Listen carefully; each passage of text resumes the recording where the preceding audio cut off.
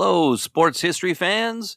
I'm Ross from the podcast Pigskin Tales. You're about to jump into another thrilling sports history moment, but first, let's dive into today's sponsor, just in time for the holiday season. Introducing Art of Words, the brainchild of word artist Dan Duffy from Philadelphia. Dan meticulously crafts stunning images by handwriting relevant words from some of the greatest sports moments in time. These unique budget-friendly illustrations are the perfect gift, sparking cherished memories and capturing hearts. Choose from city skylines, sports, history, and musicians to find a piece for everyone. And here's the exciting part. For that sports fanatic in your life, gift them a piece of their favorite team or player's history. Art of Words tells a compelling story. Explore collegiate stadiums, each meticulously crafted with every football victory etched into words. Or venture into baseball stadiums, handwritten with every player from the team's illustrious history.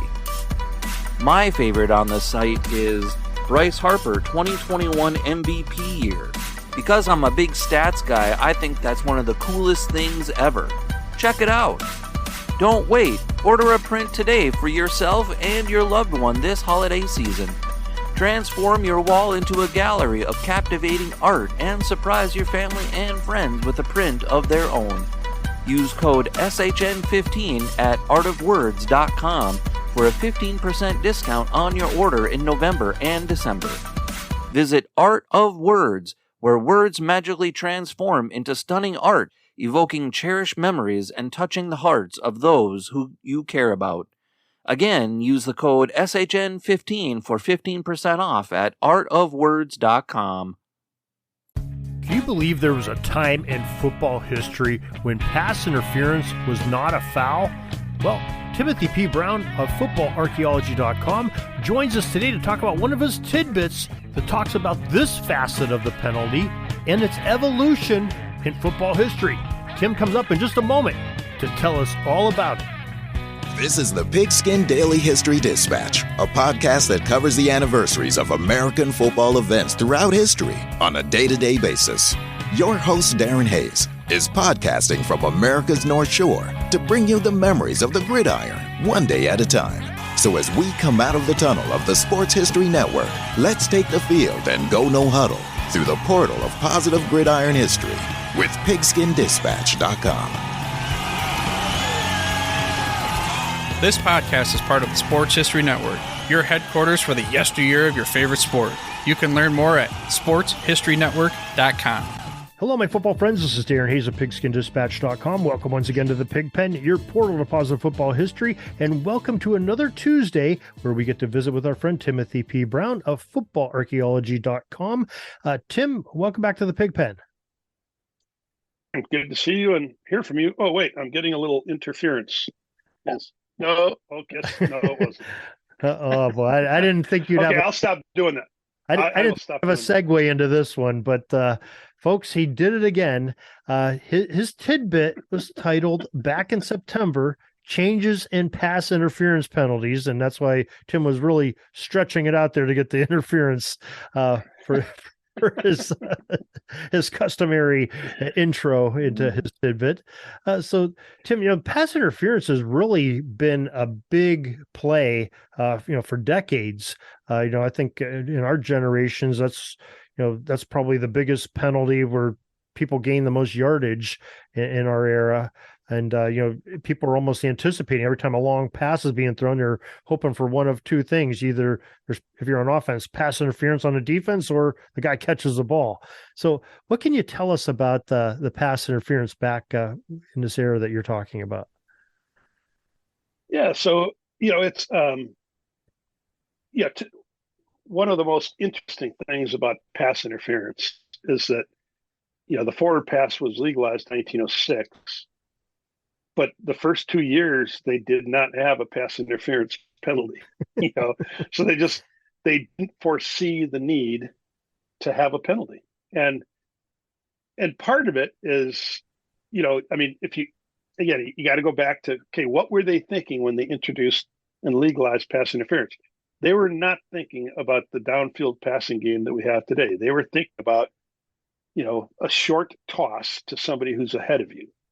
Kind of like, an option quarterback who's, flicking it to the guy behind him.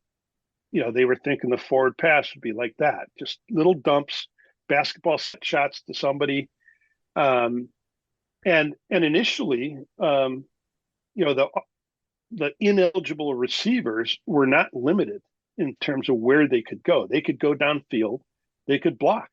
They could block defenders, and so some of the initial pass plays were basically guys who, the offensive line would let everybody go, and then kind of the receiver would kind of get in the middle and be guarded by his teammates, and then they kind of tuck the ball into the middle of that circle, and then he'd catch it and they'd block for him. So the defensive players were coming in there, flying in, trying to break it apart or break it up because there wasn't any defensive pass interference, and the offensive guys were blocking like they would because there was an offensive pass interference.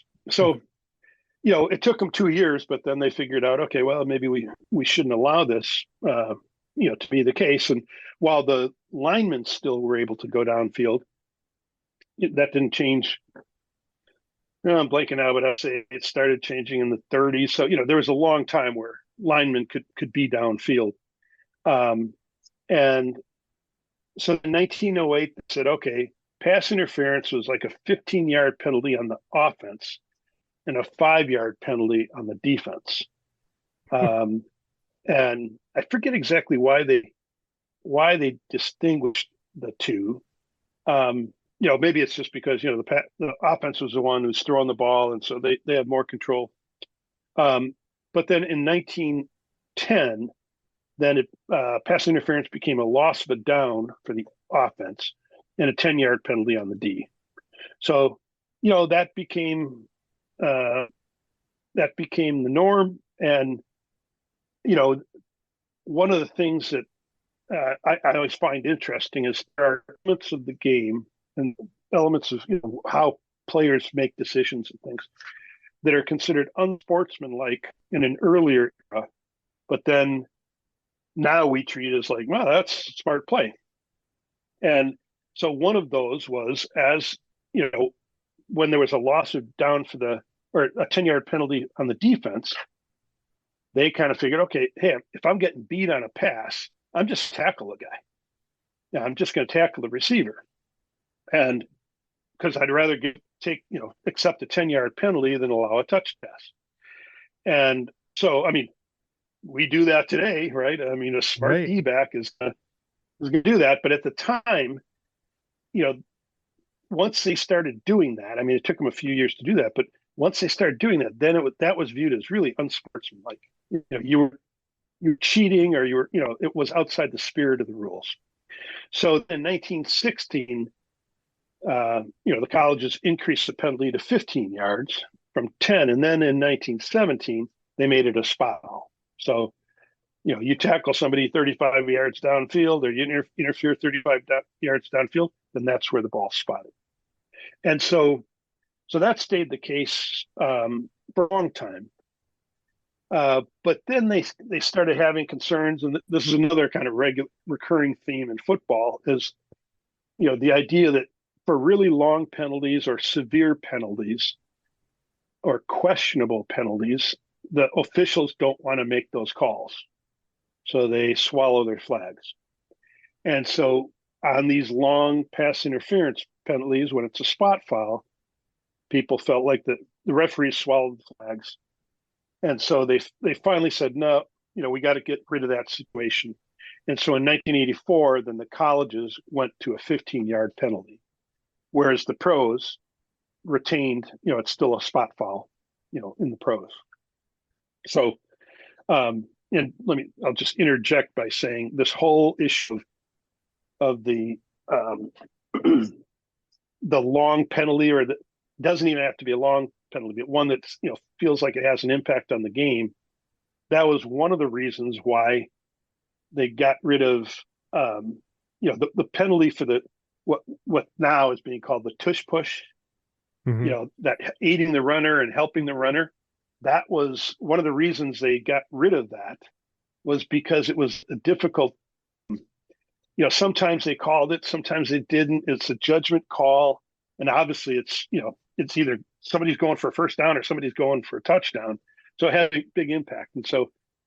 And they just felt like, the referees, officials were reluctant to call it. So they basically took that out of the game, and then later, added it back in. But it's just one, those things are kind of interesting to me.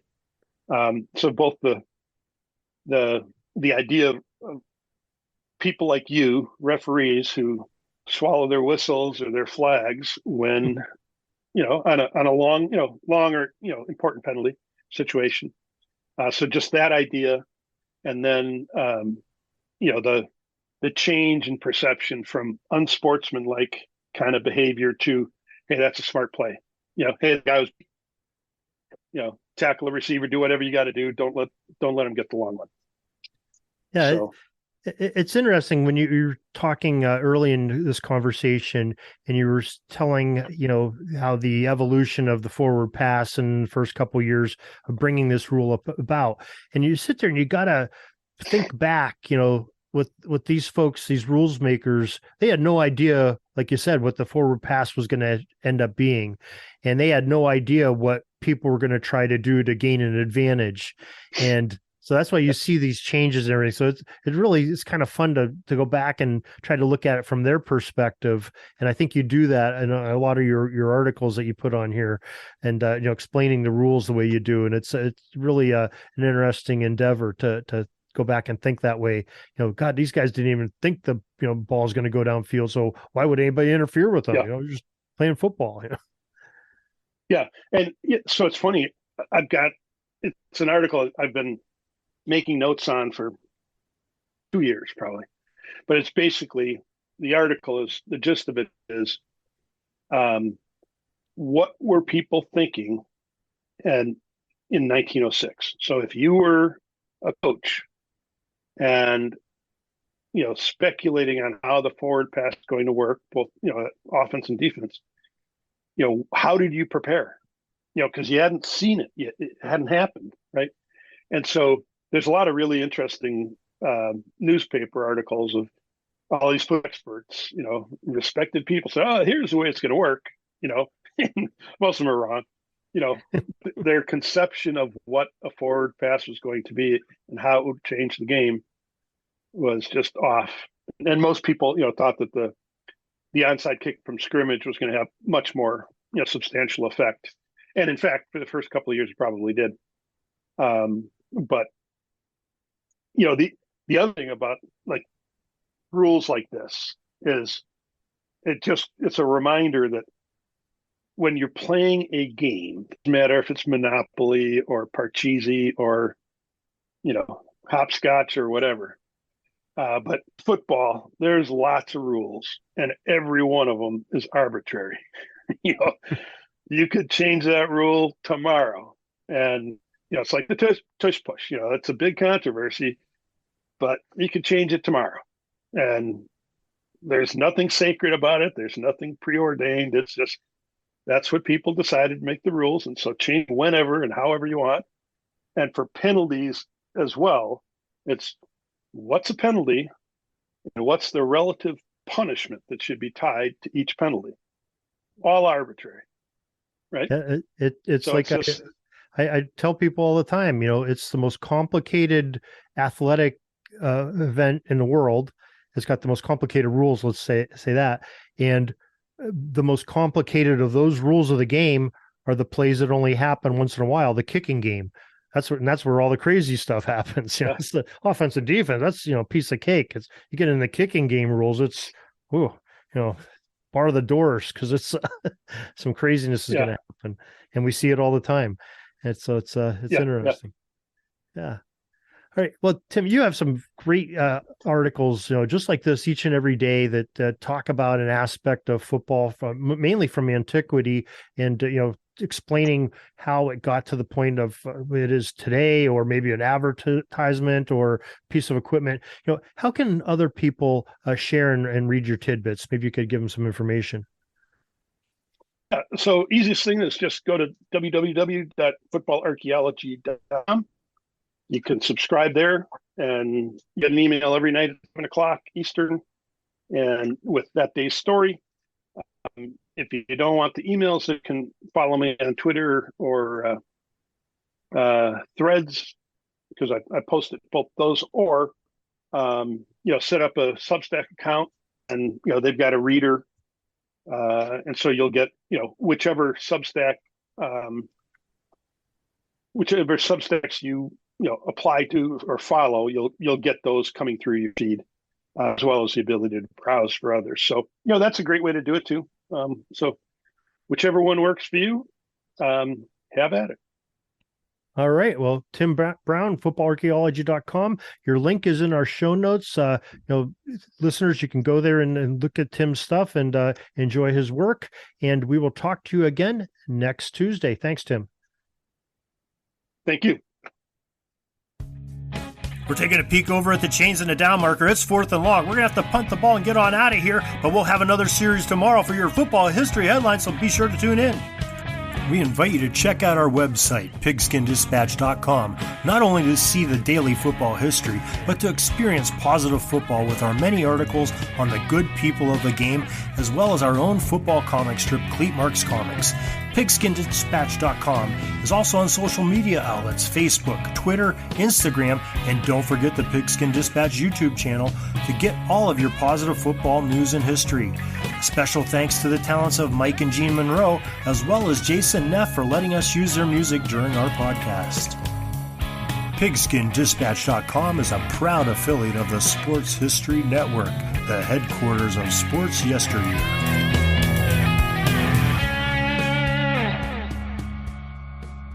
Hey there, sports history fan. This is Arnie Chapman, aka the Football History Dude, and I wanted to thank you for stopping by to listen to another episode here on the Sports History Network. Our podcasters are passionate about uncovering and sharing sports stories from yesteryear. And if you didn't know it already, we have over 30 shows across the network covering all sorts of sports history topics. In fact, here's a glimpse into one of our awesome podcasts here on the network. Each week, the official Football Learning Academy podcast will take you deep into the history of pro football through interviews with players, coaches, or administrators in the NFL, as well as interviews with Pro Football Hall of Fame selectors, authors, and historians. You'll learn how the game evolved and important moments that shaped the sport into what it is today. And don't miss the Pro Football History Nugget of the Week. Listen to the official Football Learning Academy podcast on the Sports History Network. How about that? I bet you're super hyped to go listen to that new podcast, right? Well, to learn about this show and all the other podcasts on the network, head over to sportshistorynetwork.com/podcast. Again, that's sportshistorynetwork.com/podcast. Head over there today to find your next favorite sports history podcast.